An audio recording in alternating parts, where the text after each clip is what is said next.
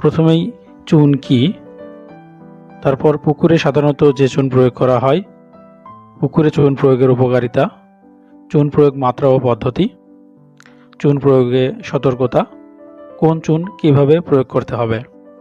তো এবারে আমরা বিস্তারিত আলোচনা দেখি। প্রথমে চুন কি।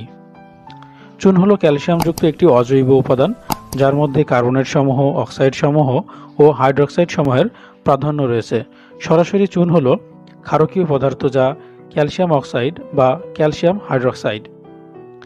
8250 ডিগ্রি সেলসিয়াস তাপ প্রয়োগে রাসায়নিক বিক্রিয়ার ফলে ক্যালসিয়াম কার্বনেট বা পাথরের চুন হতে ক্যালসিয়াম অক্সাইড বা কুইকলাইম উৎপাদিত হয়। কুইকলাইম আবার পানি সংযোজন বিক্রিয়ার মাধ্যমে কলি চুন বা হাইড্রেটেড লাইম বা ক্যালসিয়াম হাইড্রোক্সাইডে পরিণত হয়। পুকুরে সাধারণত যে চুন প্রয়োগ করা হয়।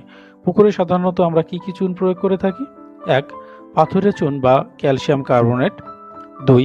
কুইকলাইম বা ক্যালসিয়াম অক্সাইড। 3. কলি চুন বা হাইড্রেটেড লাইম বা ক্যালসিয়াম হাইড্রোক্সাইড। 4. ডলোমাইট বা ক্যালসিয়াম ম্যাগনেসিয়াম কার্বনেট। পুকুরে চুন প্রয়োগের উপকারিতা। পুকুরে চুন প্রয়োগের অসংখ্য উপকারিতা রয়েছে, তার মধ্যে উল্লেখযোগ্য: 1. পুকুরে চুন দিলে বিভিন্ন রোগের জীবাণু বা পরজীবী ধ্বংস হয়। পুকুরে সাধারণত যে রোগ জীবাণুগুলো বা পরজীবীগুলো তৈরি হয়, সেগুলো চুন প্রয়োগের ফলে ধ্বংস হয়ে যায়। 2. পুকুরে মাছ চাষ করার ক্ষেত্রে পানির পিএইচ একটি গুরুত্বপূর্ণ বিষয়। মাছ চাষের পুকুরে চুন প্রয়োগ করা হলে পানির পিএইচ এর মান ঠিক থাকে, ফলে মাছ চাষের ক্ষেত্রে কোনো সমস্যা হয় না। তার মানে পিএইচ একটা সাম্যাবস্থা বিরাজ করে যদি পুকুরে চুন প্রয়োগ করা হয়। 3. চুন দিলে পুকুরের বিষাক্ত গ্যাস দূর হয়। পুকুরের তলদেশে যে carbon dioxide, hydrogen sulphide gas তৈরি হয়, অন্যান্য যে গ্যাসগুলো তৈরি হয়, চুন দিলে সেই বিষাক্ত গ্যাসগুলো দূর হয়ে যায়। 4. মাছের দেহের প্রয়োজনীয় ক্যালসিয়াম যোগাতে চুন খুবই উপকারী। আমরা এর আগের দেখেছি চুন হলো ক্যালসিয়াম হাইড্রোক্সাইড বা ক্যালসিয়াম কার্বনেট, ঠিক আছে? সেই ক্যালসিয়াম যে অংশটা, সেটা মাছের জন্য খুবই উপকারী। 5. পানিতে অক্সিজেনের বৃদ্ধির জন্য চুন দিতে হয়। চুন প্রয়োগের ফলে পানিতে অক্সিজেনের পরিমাণ বৃদ্ধি পায়। 6. পুকুরে প্লাঙ্কটন জন্মাতে সাহায্য করে। চুন প্রয়োগের ফলে পুকুরে পর্যাপ্ত পরিমাণে ফাইটোপ্লাঙ্কটন বা জুওপ্লাঙ্কটন জন্মাতে সাহায্য করে। 7. চুন পুকুরের তলানি থেকে কার্বন ডাইঅক্সাইড বের করতে সহায়তা করে। পুকুরের তলদেশে যে কার্বন ডাইঅক্সাইড গ্যাস জমা থাকে, চুন প্রয়োগের ফলে সেই গ্যাসটি বের হয়ে যায়। 8. পানির ঘোলাত্ব দূর করে। পানি যদি স্বাভাবিক থেকে বেশি পরিমাণে ঘোলা হয়, তাহলে চুন প্রয়োগের ফলে পানির ঘোলাত্ব দূর হয়।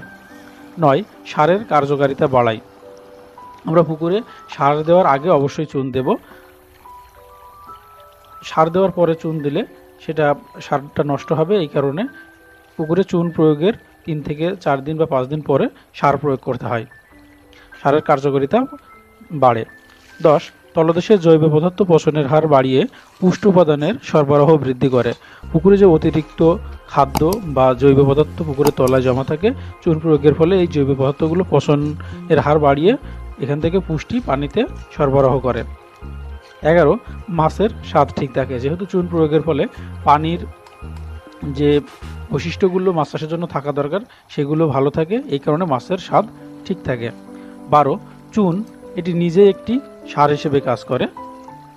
13. ক্ষত রোগে পুকুরের পরিচর্যায় শতকে চুন আধা কেজি করে প্রয়োগ করলে সুফল পাওয়া যায়। পুকুরে যদি মাছের ক্ষত হয়, সেক্ষেত্রে আধা কেজি চুন প্রতি শতকে প্রয়োগ করলে ভালো ফলাফল পাওয়া যায়। সর্বশেষ এক কথায় বলা যায়, তরকারিতে যেমন নুন, মাছ চাষে তেমন চুন। যেমন তরকারিতে নুনের কোনো বিকল্প নেই, ঠিক তেমনি মাছ চাষে চুনের কোনো বিকল্প